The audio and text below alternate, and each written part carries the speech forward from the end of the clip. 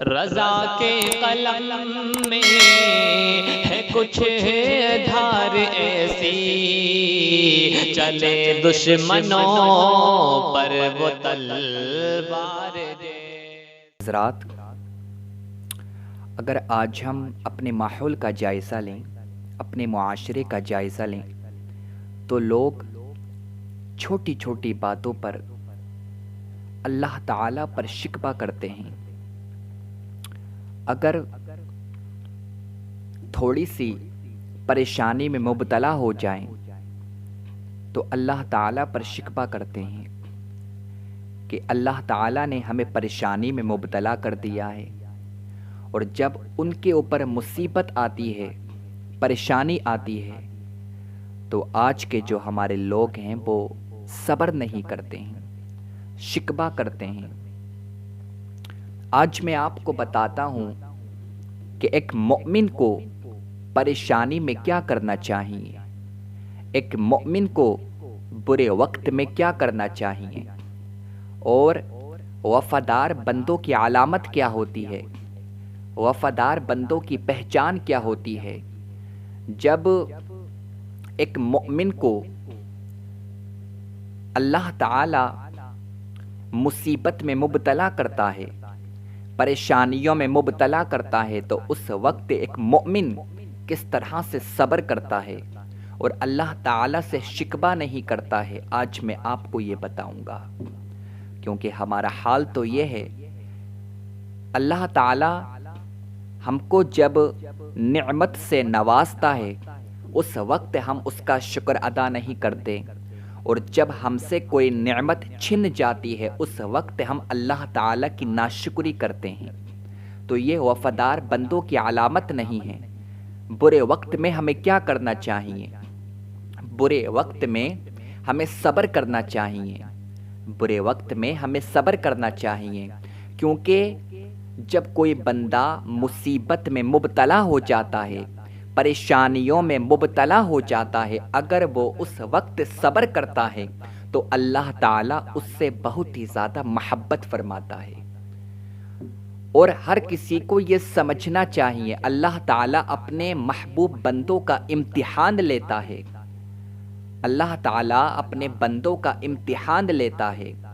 اور جب کوئی بندہ مصیبت میں مبتلا ہو جاتا ہے، اگر وہ اس وقت صبر کر لیتا ہے تو اللہ تعالیٰ اس کو اس کا انعام دنیا کے اندر بھی دیتا ہے، قبر میں بھی دیتا ہے، اور میدان محشر میں بھی دے گا۔ اس کا مقام، اس کا مرتبہ، اس کا رتبہ بہت ہی زیادہ اونچا ہو جاتا ہے جو مصیبت میں صبر کرتا ہے۔ تو اگر آپ کا برا وقت آ جائے، آپ مصیبت میں مبتلا ہو، آپ پریشانیوں میں مبتلا ہو، تو صبر کرنا سیکھو، اپنے رب سے شکوہ مت کرو۔ پروردگار ہم سے بہت ہی زیادہ محبت کرتا ہے، بہت ہی زیادہ پیار کرتا ہے۔ ایک ماں اپنی اولاد سے اتنی محبت نہیں کر سکتی جتنا پروردگار ہم سے محبت کرتا ہے۔ اور آپ اتنا سمجھ لو کہ ہر مصیبت کے بعد میں آسانی ہے، ہر پریشانی کے بعد میں آسانی ہے۔ داماد پیغمبر، فاتح خیبر، شیر خدا علی مرتضیٰ مولا علی رضی اللہ تعالی عنہ فرماتے ہیں کہ اگر کوئی مصیبت کسی کے اوپر آتی ہے تو اس کو رب کا پتہ بتانے کے لیے آتی ہے۔ اس کا مطلب کیا ہے؟ اس کا مطلب یہ ہے کہ اگر کسی کے پاس میں مال آ جاتا ہے تو وہ اپنے رب کو بھول جاتا ہے، اگر وہ کامیاب ہو جاتا ہے، اس کے پاس میں دولت آ جاتی ہے، اگر وہ ترقی کر جاتا ہے تو اپنے رب کی ناشکری کرنا شروع کر دیتا ہے، اور وہ یہ بھول جاتا ہے اگر اللہ تعالیٰ نے مجھے عزت دی ہے تو اللہ تعالیٰ مجھ سے عزت کو چھین بھی سکتا ہے، مجھے ذلت بھی دے سکتا ہے۔ جب ہمارے پاس میں مال ہوتا ہے اس وقت ہم اپنے رب کا شکر ادا نہیں کرتے، اور جب ہم سے مال چھنتا ہے اس وقت ہم ناشکری کرتے ہیں، ہم یہ بھول جاتے ہیں پروردگار قادر و قیوم ہے، پروردگار رحمان و رحیم ہے، پروردگار کریم ہے، اس کو اختیار ہے، وہ جو چاہے کر سکتا ہے۔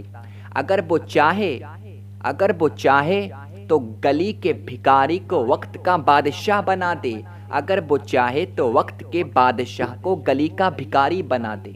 تو ہمیں ہر ٹائم اپنے رب سے ڈرنا چاہیے اور اپنے رب کو یاد کرنا چاہیے، اور ہر ٹائم ہمیں اپنے رب کا شکر ادا کرنا چاہیے، کیونکہ جب بندہ شکر ادا کرتا ہے تو اللہ تعالیٰ نعمتوں میں اضافہ کرتا ہے، جیسا کہ اللہ تعالیٰ قرآن مقدس میں ارشاد فرماتا ہے لَإِن شَكَرْتُمْ لَأَزِيدَنَّكُمْ۔ اللہ تعالیٰ فرماتا ہے تم میرا شکر ادا کرو، میں نعمتوں میں اضافہ کروں گا۔ اگر چاہتے ہو کہ ہماری نعمتوں میں اضافہ ہو تو اللہ تعالیٰ کا شکر ادا کیا کرو، اور جب کوئی مصیبت آ جائے تو صبر کیا کرو، کیونکہ ہر پریشانی کے بعد میں آسانی ہے۔ اگر اللہ تعالیٰ کسی کو غربت دیتا ہے، اگر اللہ تعالیٰ کسی کو پریشانی میں مبتلا کرتا ہے، اور اگر وہ شخص پریشانی میں صبر کر لیتا ہے، مصیبتوں میں صبر کر لیتا ہے، تو اللہ تعالیٰ اس سے راضی ہو جاتا ہے، اللہ تعالیٰ اس کو کامیاب کر دیتا ہے۔ تو صبر کرنا سیکھو۔ اللہ تعالیٰ کے جو مقرب بندے ہیں وہ صبر کیا کرتے تھے، جب وہ پریشانی میں مبتلا ہو جاتے تھے اس وقت وہ صبر کیا کرتے تھے۔ حضرت ایوب علیہ السلام، اللہ تعالیٰ نے ان کو 60 سال کی عمر تک صحت و تندرستی عطا کی۔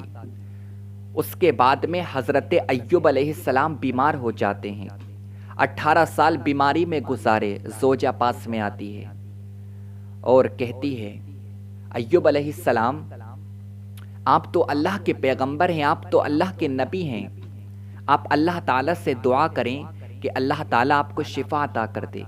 حضرت ایوب علیہ السلام نے ارشاد فرمایا میری زوجہ، میری بیوی، اللہ تعالیٰ نے مجھے 60 سال صحت و تندرستی میں رکھا، اب میں بیمار ہوں، کم سے کم پہلے 60 سال میری بیماری کو تو گزرنے دو، اس کے بعد میں دعا کر لوں گا۔ جب اتنا کہا حضرت ایوب علیہ السلام نے تو اللہ تعالیٰ کو یہ جملے بہت ہی زیادہ پسند آئے، اور اللہ تعالیٰ نے حضرت ایوب علیہ السلام کو شفا عطا فرما دی۔ تو آقا کے دیوانوں، جو اللہ کے نیک بندے ہوا کرتے تھے وہ لوگ مصیبت میں صبر کیا کرتے تھے، کبھی اللہ تعالیٰ سے شکوہ نہیں کیا کرتے تھے، کیونکہ وہ جانتے تھے کہ اللہ تعالیٰ کے ہر کام میں حکمت ہوا کرتی ہے، اللہ تعالیٰ جو کرتا ہے اچھے کے لیے کرتا ہے۔ اگر اس نے ہمیں مصیبت میں مبتلا کیا ہے تو اس میں ہمارے لیے کوئی بہتری ہوگی، اس میں ہمارے لیے کوئی بھلائی ہوگی، تو ہمیں اللہ تعالیٰ کا ہر وقت شکر ادا کرنا چاہیے، اس کی ناشکری نہیں کرنا چاہیے۔ ہمارا حال تو یہ ہے، جب ہمارے پاس میں مال ہوتا ہے، جب ہمارے پاس میں دولت ہوتی ہے، جب ہم بہت ہی زیادہ ترقی کر جاتے ہیں، اس وقت ہم اپنے رب کو بھول جاتے ہیں، اور جب ہم سے مال چھنتا ہے اس وقت ہم اس کی ناشکری کرتے ہیں۔ کبھی آپ نے سوچا کہ اللہ تعالیٰ نے ہمیں کتنی نعمتوں سے نوازا ہے؟ بے شمار اس نے نعمتوں سے نوازا ہے، مگر اس نے کبھی احسان نہیں جتلایا۔ اور ہم کیسے بنتے ہیں کہ ہم اپنے رب کا شکر ادا نہیں کرتے؟ اگر کوئی بیمار ہو جائے تو ہر کہیں وہ کہتا ہے کہ میں بیمار ہوں، اللہ تعالیٰ نے مجھے بیماری میں مبتلا کر دیا ہے۔